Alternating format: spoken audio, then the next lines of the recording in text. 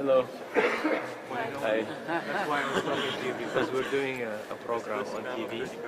We're doing a program, it's called... we just came from England, actually. We Yeah. started in England. Oh, you're from Belgium? Yeah. Oh, okay. Everybody in Belgium speaks English now? Well, more or less. What happened? We're a small country. Yeah. We got invaded. Cultural invasion. A cultural invasion. The Arabs call that ghazw thaqafi. And when you get invaded by somebody else's culture, it begins to take over, like American culture, unfortunately. Yeah. Which is your culture? We like diversity. The spice of life, they say. Variety. But unfortunately, some people want everybody to eat McDonald's hamburgers. How do you find this place? We like it. Yeah, you know, what's interesting about Belgium is historically, the tolerance movement in Europe began in Belgium because the people there have a lot of tolerance by nature. Tolerance. Yeah, religious tolerance. You know, in Holland, Belgium, exactly. Maybe before Belgium. Before, but it's similar. You know, the cultures are very similar. So it's sad about now some of the problems that you have, because I know there's a lot of problems with the North Africans in Belgium. Well, it's not that bad. It's not that bad. Not as bad as Holland. There's many immigrants who come from Eastern Europe who experience problematic situations at work where they live. Yeah. It's not only the North African. Africans. Do you know very much about Islam? Oh, really? Nothing? What do you know? Yeah. Yeah, seriously, we're curious. Where do you start? Where To start? do you know, for Muhammad, he knows Muhammad We know sallallahu alaihi Muhammad. Yeah, Allah. And Jesus. Ramadan. Yeah, Ramadan. It's normal. Yeah, the Muslims, you know, we see Islam as an extension of the Judaic and the Christian tradition. And we have in Belgium this Arabic European Liga movement, you know? Yes. Abu Shasha. Yeah. He's quite famous. Oh, he is? It's very Yeah. Negative but or- he, well, in both were. Mostly Some like negative. him, some don't Yeah, like but him. on the other hand, he's seen as a, how you say it, radical Extremist. extremist. Yeah. He's trying But to on the start other- a party also in Holland now. To take over Holland. Yeah. And Well, it's not- Because it make doesn't work in and Belgium. make I it don't a know, but Muslim in a way state or something. you understand I don't why. know, I don't maybe. know. But even Even even though we're not- like him. Oh, right. It's- Yeah. It's all parties that have doubts. the immigrants to assimilate. He wants them to stay separate. Yes. In a way, Yeah. What do you Yeah. think about that? It's ambiguous. I mean, I think you have to adapt a little in a way. Yes. Because I always try to imagine what would I do if I go to another country, if I am forced to go to another country because of my status. I mean, I'm not. It's difficult to say here because There are I don't many have reasons. work, I don't have money. Right. I mean, or because of war, and I go See, elsewhere. part of the problem, you know, generally humans, if you look at human beings, generally we all pretty much agree on some basic things. Like, I don't want you to aggress against me. You don't want me to aggress against you. That's a given. I want you to respect my property. You want me to respect your property. These are all givens. But then we have particulars, which are different. So, for instance, for Muslims, like Christian and Jewish people that believe in certain basic moralities, like relations between men and women. In Islam, relations can only exist within a framework. And if it's outside of that framework, it's not permissible. That used to be the situation in a large segment of Europe and certainly in America, whereas that has changed radically now.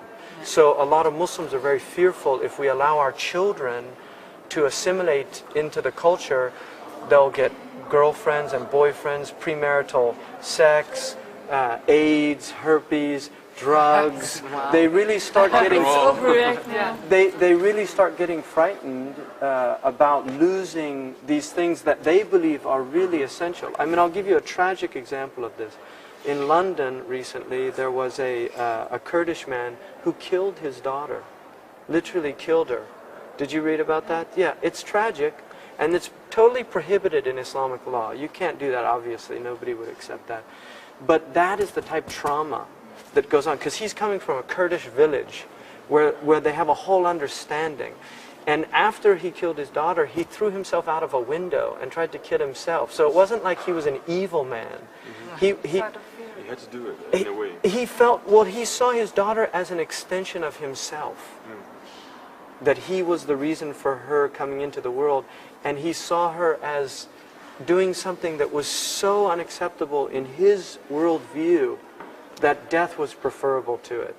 The dishonor was so difficult. Yes. These type of concepts were not alien in the West. I mean, we really did have very similar concepts not that long ago. Now they seem almost silly to a lot of Western people. Like, what's the big deal? A normal communication with people from other cultures that are young like us, and I think we would like to, for them to have as much freedom to, well, what we see as freedom to do and stand. What would you tell people now they're seeing in the Middle East, young people like you who are seeing, and what's the message you want to tell them now? What would you want to tell them? They're seeing you, you know. A couple of million Arabs are watching also. It's difficult to imagine what they go through. What would you want to tell them? No message for them? I know they would tell you, you know, like, I'm sure. You have the microphones and the cameras, so no, feel free to say whatever. You don't have to say anything, but I'm curious. I would like to develop just what's your name? I'm Caroline. Caroline? Caroline. My name's Hamza. I'm actually from California. I'm just curious, because I grew up in California, and I grew up in the 60s and 70s when, you know, the freedom and all of these things. In fact, a lot of these ideas actually came out of that whole period and experience. But my real understanding of freedom is not so much to be able to do whatever you want, but I see it as doing actually what's the ability to truly choose. For instance, when we have impulses, there's a lot of people that are overweight in America. Is it freedom to eat all I want? I mean, is that really do we call that freedom, you know? Or is people addicted to sexuality? They can't control themselves. They have to keep trying to seduce people. Whether You don't necessarily need faith to have these values, you know? And that's sometimes maybe the thing that we perceive as different from us. I mean, I have the same values, but I'm not religious. And it's not imposed on me by any faith anymore. So we do it because we think it's right and because we want to believe that way. But I accept that's a very important thing that we feel as young people in the West, that religion is not the source of the values. We don't want sex every day, but it's not because I'm religious that I will have sex or no sex. It's because of what I feel I should do. That is right. I'm not against religion in a sense, but I don't want to. But it's difficult to have religion impose a way of life upon me. We're all educated and we've been living without any harm or problem. I don't want to have religion to play any role in public life. If you are religious, it's okay if you do it inside your house. Or in a mosque, or it doesn't. In political life. But not in political life. That's what not in the laws. You know this. Do you want your politicians honest, for instance? Yeah, but we have had a very extreme tradition of Jewish, Roman Catholic politicians, and they did they made the same mistakes as everyone. Well, they're human. Yeah, but it has nothing to do with their faith.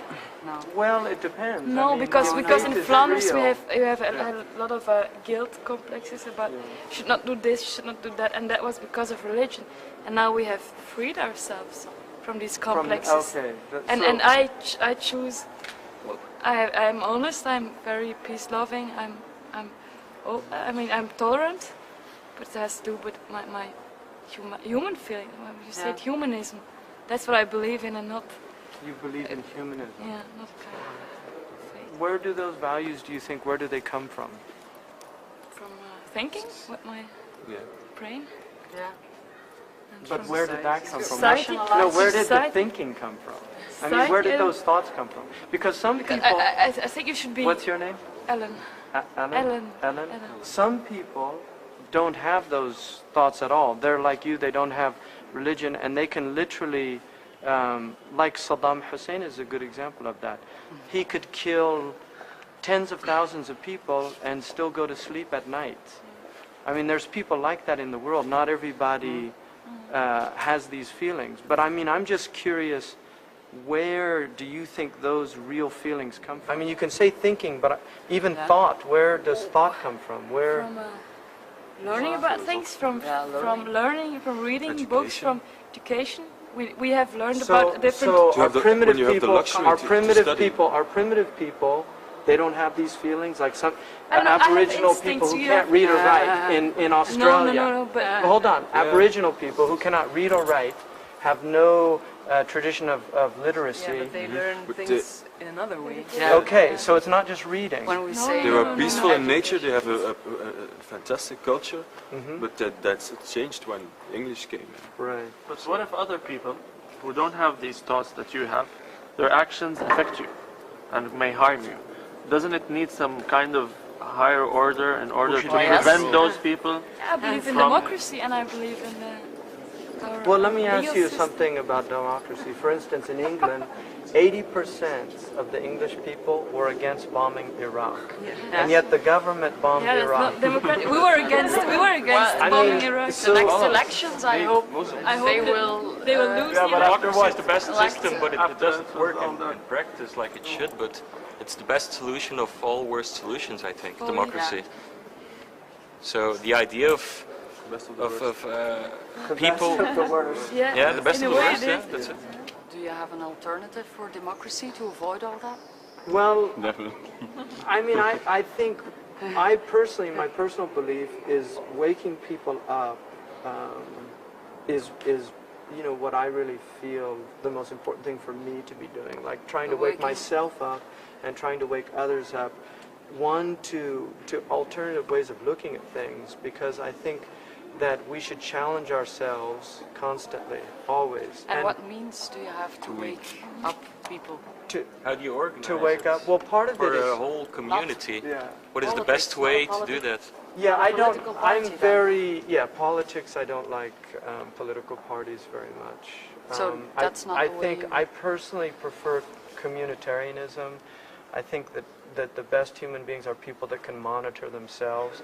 I would rather have people that actually have internal mechanisms that prevent them from stealing than have police that scare them into not stealing. That's all. But I also feel that in order to prevent the temptation of stealing, you have to have more just distribution of wealth.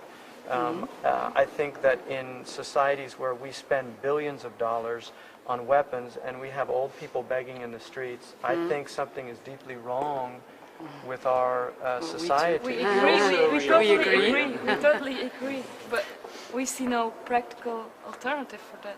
Well, see, this is where my faith enters in, and we can disagree about this, but for the sake of our argument, my faith enters in because I actually believe that there is a source behind all of this. I don't think this just came in from, it just popped into existence, or over millennia we kind of developed into these thinking, very fascinating, very incredible. I mean, we have eyes, we can see each other. I come from California, I've never met you one time, and here we are speaking in language that we can both understand, and we're having thoughts and thinking.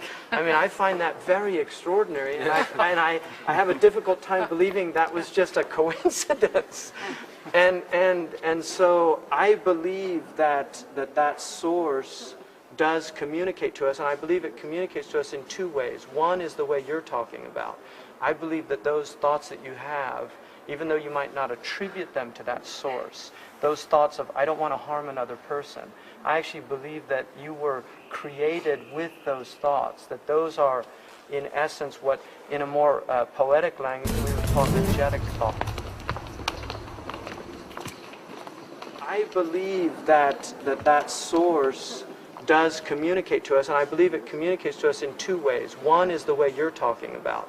I believe that those thoughts that you have, even though you might not attribute them to that source, those thoughts of, I don't want to harm another person, I actually believe that you were created with those thoughts, that those are, in essence, what, in a more poetic language, we would call angelic thoughts. But I also think there's demonic thoughts of people that have thoughts that tell them, take what you want. You know, who cares about that person? And some of them even do that and, within themselves. And see their faith as a source for those. No, exactly, because we're, yes, and some people play with it. And yeah. this is the mind can play big tricks on very us. cruel things happen In the name of religion. religion. Yes, and very cruel things in the name of humanity. Secularism, if you look at the 20th century, it was not a religious century. It was actually the absence of religion. It was the first century in which Western man really threw off religion, and yet it's the bloodiest century in human history. We killed 180 million people were killed. I'm saying we human beings. 180 million, most of them civilians. Saturation bombing. Collateral damage. Collateral damage. They didn't have nice euphemisms like that then, but maybe so the difference is that you believe it could have been prevented by religion, and we do not believe that. So what about the religious wars in the Middle Ages? Yes, and I think that those are the absence of religion. I think when war, I only believe in a right to defend. I believe that I have a right, if you attack me, I feel that I have not only a right, but an instinct that was put in me to defend myself against you. But then the challenge is, once I've overcome you, what do I do then? Do I take revenge? My religion says, vengeance belongs only to God. It's not my business to take revenge. If God wants to take revenge, that's his business. My business is actually not to take revenge. And that's where my religion comes in. So I believe a lot of what you don't like about religion, I don't like about religion. Many of the things that you're telling me, I agree with you. They are not religion. They are misinterpretations. I think they're misunderstandings, but the same thing can be said about any system of belief. It doesn't have to be religion that causes these things. National Socialism, if you look at what Hitler wanted to do, he wanted everybody to have food on the table. He wanted all the Germans to have cars. He had the Volkswagen made. Volkswagen, the car for the people. He was a vegetarian. He liked children. Do you know, he had a sense of humor. Yeah, German children, you see. So he wasn't being compelled by a religious, he was being compelled by a nationalistic ideology. I don't think it's wrong to want good for your people, but at the expense of other people, I think there's a problem there. But it wasn't religion that did that to him. It was actually, I would say, in essence, the absence of religion. بالذات لو بتقولهم على هتلر انه هذا ما هو دين، لكن وضر الناس، فمش الدين اللي بيضر، هو الانسان اللي بيضر، وهذا باسم الدين او باسم غير الدين. باسم غير الدين. ألان وكارولاين الاثنين دول تحديدا، والولد اللي كان لابس مثقفين شكلهم، مثقفين، وهم كمان كانوا مشدودين جدا للحوار، لانه حس انه في حاجه هم ممكن يقربوا منها اكتر. يا ريت كنت يعني you give them مثلا your contact or يعني they need to know more كده. And I think that those feelings that you have, Elaine, those feelings that you have are actually religious feelings. That's how I see them. I mean, But on the other hand, if I were a woman and I went to Islam, I would have difficulties because I would not be allowed the same rights as I have now. I mean, that's a cultural religion. It's much harder for me. Yeah, that's a cultural religion. I would say that wasn't true in the Islamic religion. I think that what's happened to women in the Muslim world has more to do with the culture of the Muslim world than it does. I mean, I have a wife who's from California. She's a Muslim. she grew up in California. My sister became Muslim. We grew up in a very progressive, liberal, humanistic family. It's difficult for us, I think, to see the difference Would it be between possible? the cultural religion, as you And the real name it, religion and from the real, from God, from Right. Allah. Because This is a big problem because many Muslims do not they don't separate distinguish. these. No. Absolutely. It's a big that's problem. why. And the impression that we have now is that Islam is getting more radical now More than radical. Yeah. compared to 20 years ago. Yeah. Well, the conditions in the Muslim world are also more extreme. The poverty is more, the oppression. Also, if you look at what's happened in just our lifetimes, we watched the Chechen people bombed mercilessly by the Russians. Nobody really did anything. We watched Bosnia happen. All those women that got raped. Nobody really did anything. We watched. But you don't want revenge upon. I agree with you, but humans are humans, Yeah, no, and but- see, revenge is a very natural instinct in many people. And Yeah, for because me, that's what frightens me, you know, because I have nothing to do with. I don't want the Chechens to be bombed, but I can't help it. and so if and I don't somebody want to comes be- and blows you up, Yeah, I would want to thinking be the that object you're of the revenge. enemy, you don't want to be the object No, of revenge, no. and you shouldn't be, and I don't believe you should be. And what we're trying to do, I mean, and part of even what we're trying to do in this program, is to help Arab youth understand that you're not the No. enemy. I mean, I live in Brussels. I live between. You're not the enemy, you know. But unfortunately, humans, you know, we have very primitive. We have 3 brains in here. We have what they call the reptilian brain in neurology, right? I mean, I have a medical background. We have a reptilian brain. They call it the R stem, and then we have a midbrain, which is shared by like dogs and cats, and then we have a neocortex.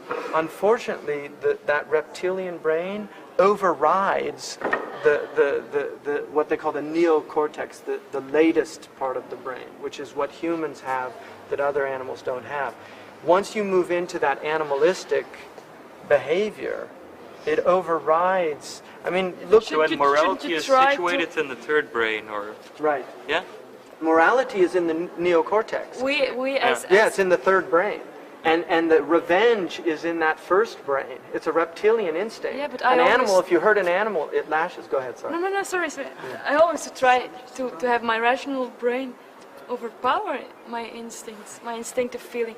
Because, I mean, I live in Brussels. I mean, I've been robbed as well. And first reaction is, I want this person to be executed, you know? First reaction.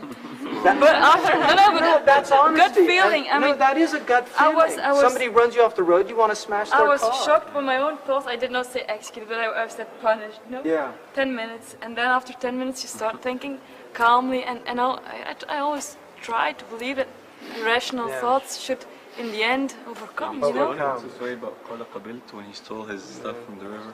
Yeah. You know, We I- have a famous story of a Muslim. His name was Abu Yazid al-Bustami. He was in a hammam, you know, where they go to wash, Yeah. and all his clothes and his money was in a little box. Somebody came and stole it, and he saw the man steal his things, and he put on his clothes, and he put on the towels, and he ran after him, and the thief saw him. He got afraid. He was running faster. He finally caught him, and he said, "Don't be afraid. I just wanted to say, you can have my things. I don't want you to steal." Muslims, you want revenge for No, all the I said injustice humans. Islam is not about revenge. It's about justice. And hope No, but you said that the situation at this moment is that extreme that you find that is revenge coming from a desire just- for revenge. Yes, which I said is a human that desire goes just when that people goes aren't right thinking anymore. Yeah, but Yeah. You just told a story about not taking revenge. So Yeah. why?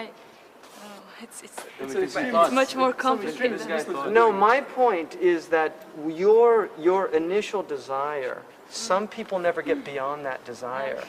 That was my point. And those are the You ones see, making the revenges. those are the problematic people that don't get beyond that initial desire. What you saw in yourself was part of your humanity, and that part can take over. That's my point. Yeah, no. Do you It's think right. that morality comes from religion, or? I think that well, it depends on how we define religion, because I believe there is a natural religion which you have. I think that what you have, this sense of justice and this sense of right and this desire not to harm others, and also to forgive. I believe that that is actually from God, that God made you like that, and that's the highest quality in you. And I believe that the universe that we're in, the way... Do you believe that, for example, the moral thought that you shouldn't kill another person, is that something that was given into us by God? I think it's in us by God, and I think not only we have it, but animals have it. Very few animals kill within the species. For instance, animals that have horns will gouge another species, but when they fight amongst themselves, they don't gouge. They lock horns, like rams. They don't actually gouge. Well, why do they do that? Because it's in our nature not to actually harm our own kind. But don't you think it's more like a rational consequence of the fact that, like, we humans, ages ago, somehow we figured out that the fact that working together as a species would get us farther than, you know, like individuals competing each other, so that the idea of killing another person, it's maybe not about something morality. That's a philosophy. That's called utilitarianism. Jeremy Bentham. Yeah. Wow. You're a philosopher. Everybody's a philosopher. Everybody's a philosopher. يعني النبي صلى الله عليه وسلم ألا لا إيمان لمن لا محبة له، ألا لا إيمان لمن لا محبة له. يعني المحبة هي أساس الدين. الناس ما يقتنعون بالبراهين والحجج العقلية. هؤلاء لو عملتم هؤلاء بمعاملة حسنة وخالق الناس بخلق حسن تعاملوا، يعني يتعجبون هؤلاء مسلمون لكن وهم كما كنا نتصور، ولو يعني دعوتهم إلى أكل أو شيء هكذا والله منهم من يسلمون. أنا ما عندي شيء. It was very nice meeting all of you, and we wish you the best and keep an open mind. They say minds are like parachutes. If you don't open them, it's deadly. But this is really a journey that we're all taking. With Sheikh Hamza. I'm taking them on this journey, and it's partly to try to break down some of the barriers between the West and between the Muslim world. To show the West is not bad. England, France. Yeah, just that people, we don't want people blowing up people and things like that because they don't, you know, there's a lot of young you get people. to know. So you see that you're Western people. There's a verse in the Quran. There's a verse in the Quran. It says, إنا خلقناكم من ذكر وأنثى وجعلناكم شعوبا وقبائل لتعارفوا إن أكرمكم عند الله أتقاكم. ولذا قلت لهم أنه لتعارفوا لا لتباغضوا. هذا مفهوم المخالفة. إذا قال لتعارفوا معنى لا لتباغضوا، يعني الله خلقنا وجعلنا شعوب وقبائل لتعارفوا لا لنتباغض.